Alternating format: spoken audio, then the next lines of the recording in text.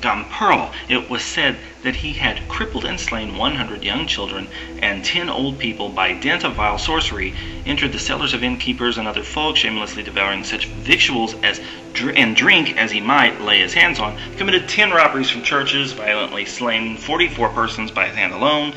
His wife, Anna Gamperl, being 60 years of age, has assailed 100 infants and 19 old people with her spells, crippling them and killing them in godless fashion. The elder of her 2 sons, called Gumprecht, has caused the death of 30 children and adults by means of sorcery, burgled and robbed 9 churches, committed 29 murders. The other, her son Jacob, aged 22 years, has slain 65 infants and 5 adults by sorcery, committed 5 thefts from churches, murdered 33 persons by his own hand. Hansel Palm was to be a spectator to his family's execution. After the official charges were read out, the Pappenheimers were taken to their final place of torture and of their execution. Commissioner Wangerek instructed that Hansel was to watch his family's execution. Somehow this was to have a salutary effect on the little boy. When the prisoners were taken out of Falcon Tower, Hansel was handed over to the sheriff of Munich. The sheriff put the boy onto his horse and rode off to the marketplace. There he mingled with the crowd, all while paying strict attention to Hansel's behavior. The sheriff was under orders to note everything Hansel said. For a long time, Hansel did not say anything. He did not even appear to be upset. On the contrary, in the sheriff's opinion, he appeared lively enough. Soon, the final torments began. The executioner took a pair of red-hot pincers from the brazier and approached Paulus Pappenheimer. 6 gaping wounds were torn into Paulus's arms and body, and he screamed in agony. Next, the executioner had moved to Grumprecht with a new set of tongs, where he issued the same terrible punishment. One by one, each of the men were ripped in the same way. Then the executioner made his way to Anna and cut off her breasts. The female breasts are extremely sensitive on account of the refinement of the veins, of which the heathen tyrants dully took note in their persecution of Christians, their document said. So they inflicted the same agonizing wounds to Anna. According to the reports of the chroniclers, Anna's severed breasts were rubbed around her mouth and around the mouths of Gumprecht and Michael. This was a savage parody of breastfeeding. The brutal irony could hardly be missed by the spectators. The Pappenheimers and other condemned prisoners were taken away in the midst of a procession.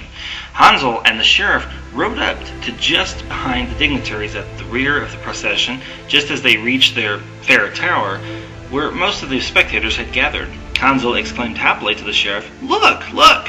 What a grand wedding for my father and mother! They've got so many men-at-arms, the Duke doesn't have as many himself." The sheriff was horrified, however. Instead of regarding the words as those of a much abused child in shock, he saw them as the work of the devil and as highly suspect. He noted Hansel's words for inclusion in the report he later filed. The prisoners were finally transported to their place of execution. A shout of silence! Silence! Rang out over the place of execution, the tumult of the crowd. The shouting, singing, laughing, murmuring died down, and the attention everyone present was focused on the summit of the gallows hill, which could be seen clearly from all sides. "I order the executioner to carry out his duty," called a voice that reached the very outskirts of the crowd. "And I warrant him peace and safe conduct, whatever may befall him." With these words, he placed the executioner under the protection of the court, in case he were to commit some blunder in carrying out the execution. It had been known for the frenzied spectators of a bungled execution to lynch the executioner. "Look, now they're bringing my father!" cried Hansel. The executioner and one of his assistants dragged Paulus Pappenheimer to the wooden grating, laid him on it, and bound his arms and legs. Then the executioner took up the wheel with his brawny arms and let it fall, first on the right arm, then on the left arm of the condemned man. The bones snapped with a loud crack, and the victim groaned aloud. "Look how they're thumping my father's arms!" cried the horrified child on the sheriff's horse. The other criminals suffered the same treatment, although in some regions women were broken upon the wheel for reasons that lie buried deep in the mystic symbolism of penal practices. Anna was spared this punishment. Possibly this punishment, which was unusually continued until the battered victim died, was thought too cruel to be inflicted on the weaker sex. Breaking on the wheel is, apart from burning alive, the worst and most dreadful penalty. It was not carried through to the end. for there was a risk that the victims might expire in the process when they were supposed to suffer to the bitter end of the whole catalog of penalties embodied in the sentence. The executioner had been instructed to proceed with moderation in order to set a sensational, terrifying example. And the agony was piled on carefully to the utmost limit of what could be done to men without killing them outright. In the case of Paulus Pappenheimer, who was seen in some sense as the instigator and ringleader of the gang, they had thought of something even more appalling: impalement.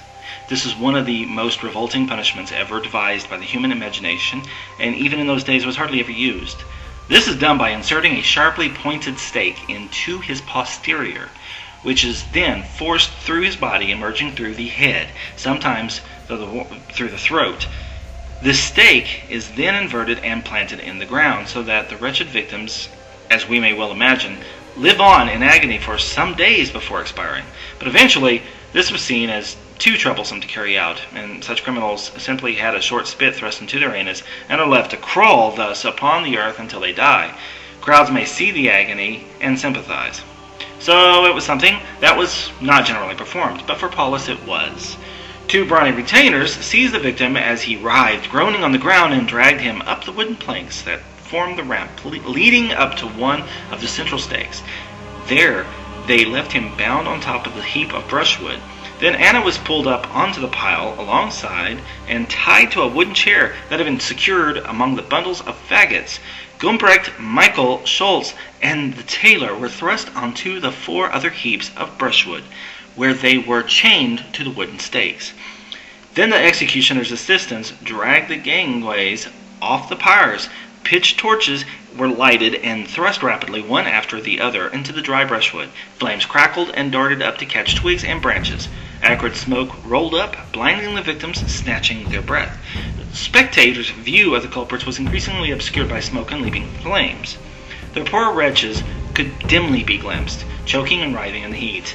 As far as their bonds permitted, Hansel, on the sheriff's horse, burst into a heart-rending cries.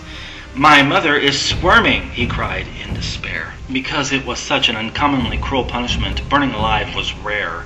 The screams of the suffocating victims, their appalling death agonies, had on some occasions led to expressions of anger among the onlookers and to violent threats to the executioner. That is why William V's instructions regarding witchcraft recommended in cases of execution by fire that the poor sinners should first be put to death by the rope and then burned, unless there be special, momentous, and weighty reasons why the judges see fit to have the culprit punished and executed by burning alive, as an example and deterrent to others. This was precisely the reason in the case we are dealing with. Of all the crimes accused of the Pappenheimers, the court was never to find a single convincing proof of these alleged crimes, in spite of an intensive search for evidence. Not even in terms of the legal theory current at the time, which required that a confession of guilt should be supported by some circumstance that could be known only to the criminal. Such proofs were totally lacking in the case. Everything they confessed to could have been a matter of common knowledge. That someone had been murdered, that someone else had been robbed, that a church had been plundered here, a farm set on fire there. After the execution, Hansel was taken away by the sheriff back to his cell. On November 26, 1600, he was burned to death at the stake. Something beautiful will come your way. Remember, kids, those witches suffered for you. Doesn't that make you just want to start practicing witchcraft and start expressing your love for Gaia and Astarte and Diana and Hecate and all the other goddesses? I know it does me.